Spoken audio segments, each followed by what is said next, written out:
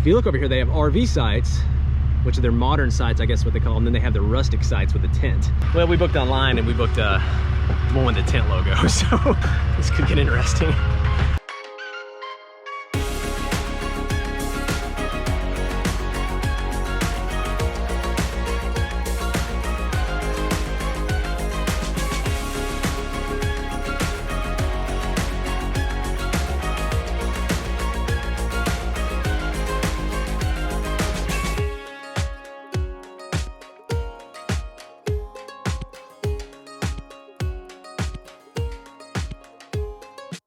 So I asked at check-in, I'm like, do big rigs come down here? He said, yes, they do. It is tight, especially on the turn getting out.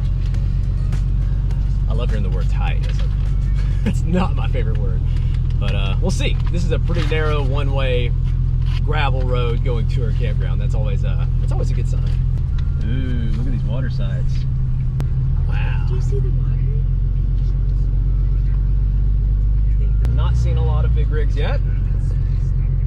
As in none. I did say like a 12-foot camper back there.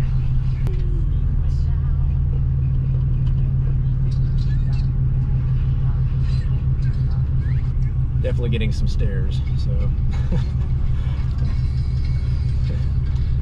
Oh man. I just want to see our site.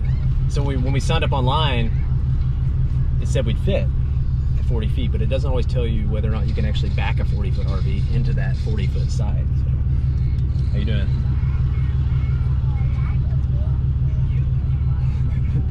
You're that kid. He goes, that's a big camper. There's 132, they're packing up. Oh, this is tight back here, oh my goodness. I don't think I want to do that. That's not happening. Wow, I don't know. I don't know what to do. Just keep cutting. You're good. To the left. To the left. Okay. Back. I'm gonna start cutting hard. Okay, you're good. You're good. You're good. How am I looking? Okay, wow, we'll probably never do that well again. I think that was first shot. So definitely some nerves getting in here. Actually, probably more nerves getting out because I cannot make that turn, but. Oh, wow. Oh, they are swimming in it. Wow. Hey. Is it cold? It's refreshing. Yeah. Refreshing is the right word. This is beautiful. Oh my goodness. It's really clean. Is it? Yeah. Oh man. What do you think, buddy? You trying to get a view?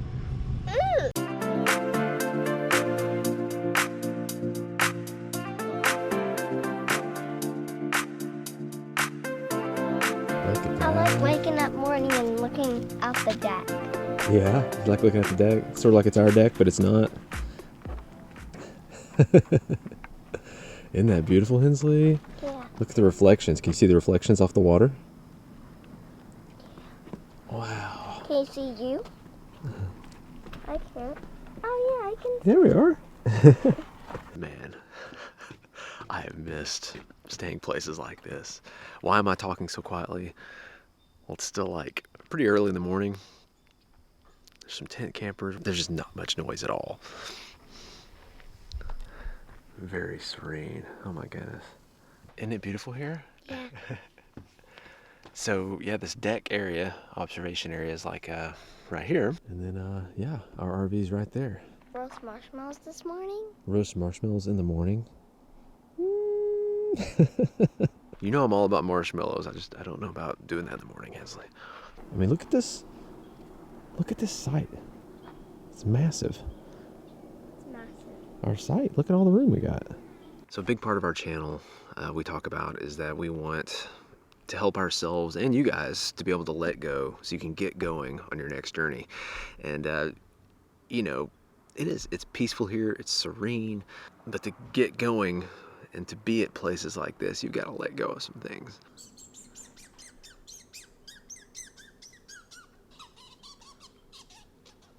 You gonna let me talk, buddy? He's loud, isn't he? So the first thing we had to let go of, that was actually yesterday when we arrived, we had to let go of, I mean, there's some fears, there's some concerns coming into a place like this where, you know, I did my research. This is the site, was supposed to accommodate our rig. I talked to the ranger before we came in. But I mean, like, you've got to kind of let go of some of those fears and concerns. of going somewhere where maybe there's not a lot of rigs like you already there. And then the second thing we had to let go of, there's no hookups here. It's considered like a rustic campground. So there's no water, there's no electric, there's no sewer, and like, this is what makes, I think, the rustic stuff. Some places you go, there's like generator hours. Like there's no generator hours, like you can't use a generator here. Now I can still remember the first time that we stayed on BLM land in our motorhome. There's more privacy here than most of the national forests we got, to be honest. Definitely. Very little traffic here. We paid 20, 25 bucks a night for something way less than this. It's a pretty great location because Hensley likes to walk to the water. It's by the shade, so. Yeah, we I'm got really shade like happy 2/3 of the with day. it. Yeah. And you know I love free. She does. It's definitely Marissa's thing. Right next to our RV, pretty much. We got a picnic table, a grill, a fire pit if we want it. Oh, it's so pretty. Thank you. Where's Daddy's flower? Go pick Daddy a flower. Daddy needs a flower. Where's Daddy's flower? Is that Daddy's flower? Aw, that's Oh, so thank sweet. you, Hensley. So sweet. And that experience, it kind of opened up, I think, this entire thought process. I really think it was. I think it was like that experience where we're like, you know what? We need to get something shorter. We need to get something more accessible. We need to get something, you know, we end up getting the Airstream, get something where we can do this more often. So you wanted a zero? Yeah. Yeah. That one? Is that it? Yes. Family size. Milk. Say when. Is that good? When? All right. There you go. Have a good breakfast. You're funny. I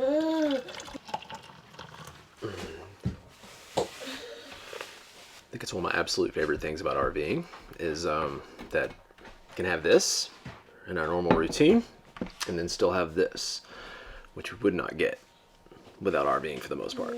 How's it going with you, buddy? But it's also awesome being close to the things to do, which is usually what we have to settle for with this bigger rig. Seems like we stay somewhere that's not as epic as far as the surroundings, but we're still close to things to do, which is still great. Where are we going today? Whitefish Point. Whitefish Point. So we're close to Whitefish Point, I guess. How far away are we? Like 25 minutes. Okay. I don't know what's going on. I did figure out how to say that. Tequamanon, right? Tequamanon. I think we nailed that. Oh! What are you doing with him? There you go, yeah.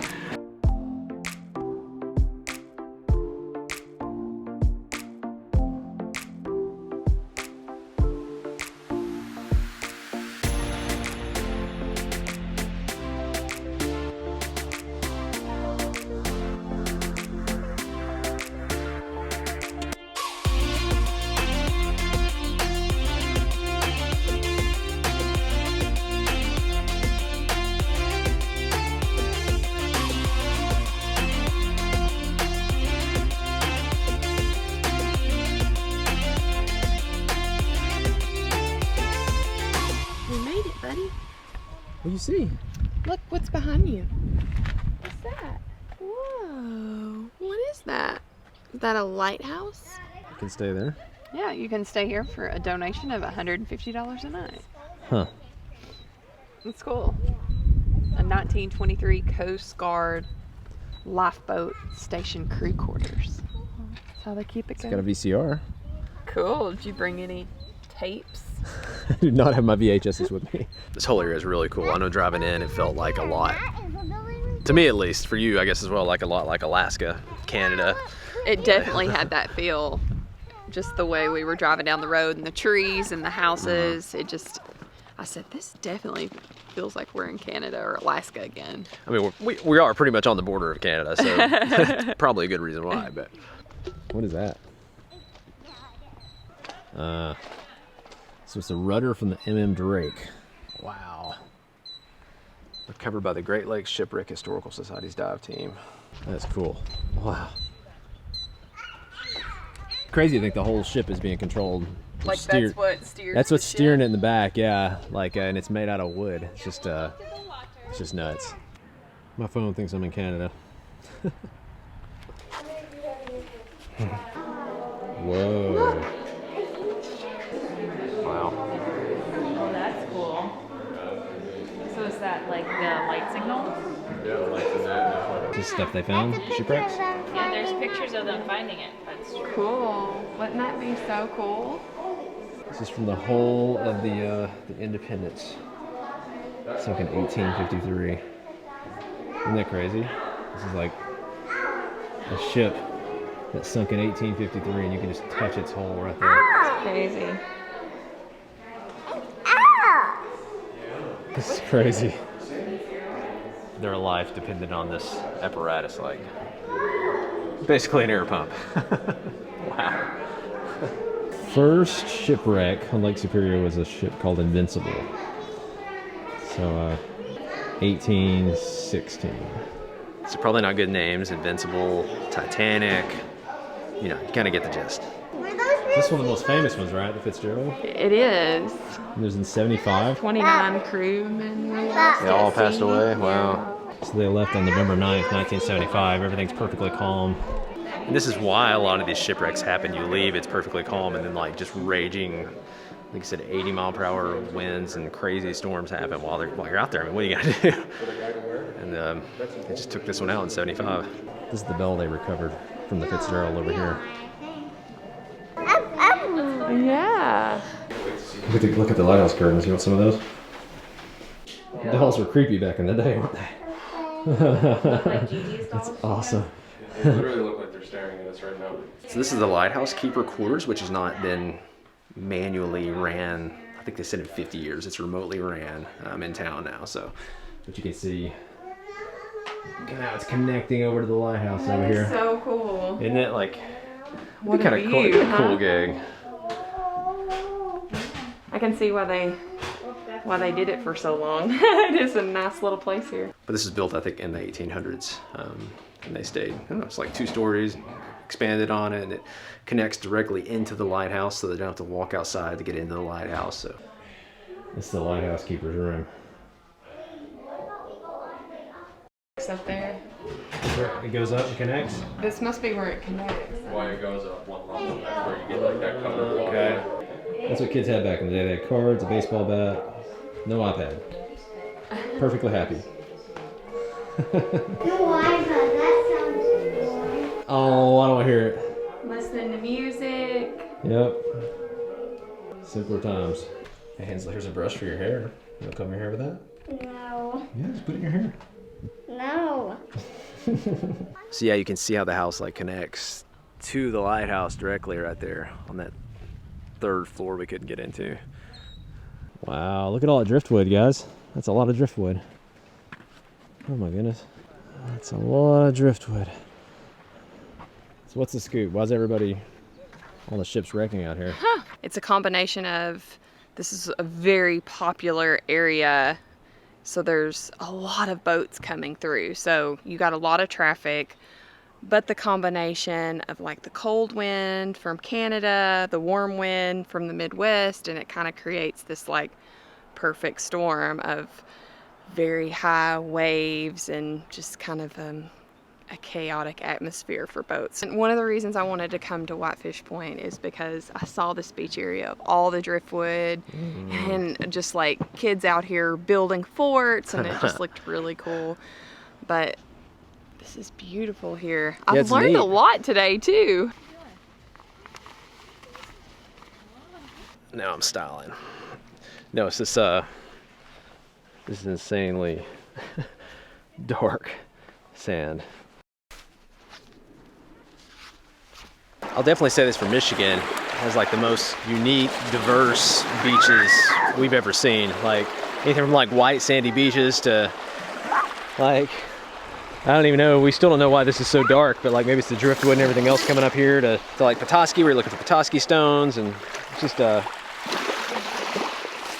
kids are all about the rocky beaches. They love it. He could do this for hours, just sit here and throw rocks in the water. There's Maverick, he's playing he's in that dark sand. That's why we saved this for the end, because we knew this would be the dirty grand finale for the kids.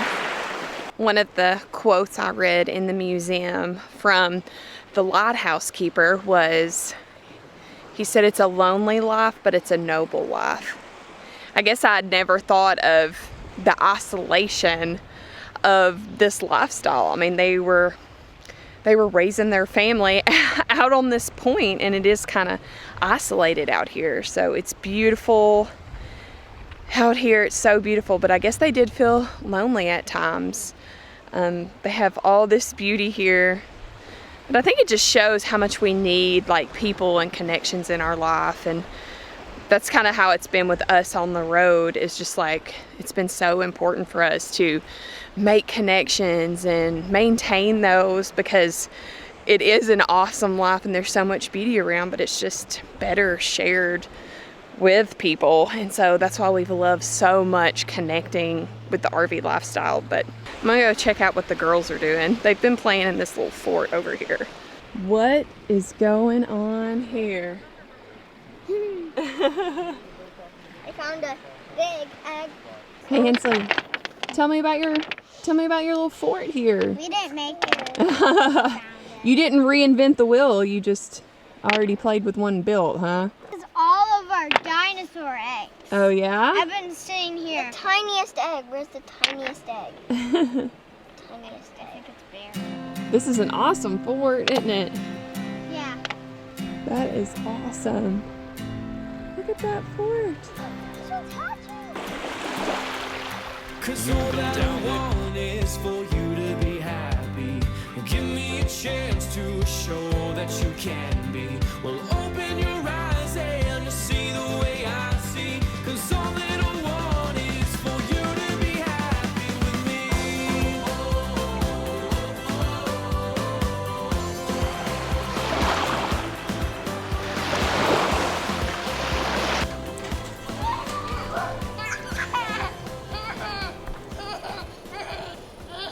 Who are you? A fairy. Just a fairy? What are you? I am Super Fairy. Super fairy. Okay, nice. I see the. Isabel the fairy. This is Isabel. I'll name myself later. Is this our low-power dinner solution here? Yeah, there's tons of options. We could have used the grill. Make some mean tacos. What are you doing, bud? What do you think about this backyard? Yeah? We got a little trail that comes back. I love it. I use the phrase Pacific Northwestish. I'm sure that's not an official phrase. That's cool though. Check this out. These are so spacious. It's so worth it. So worth it coming out here.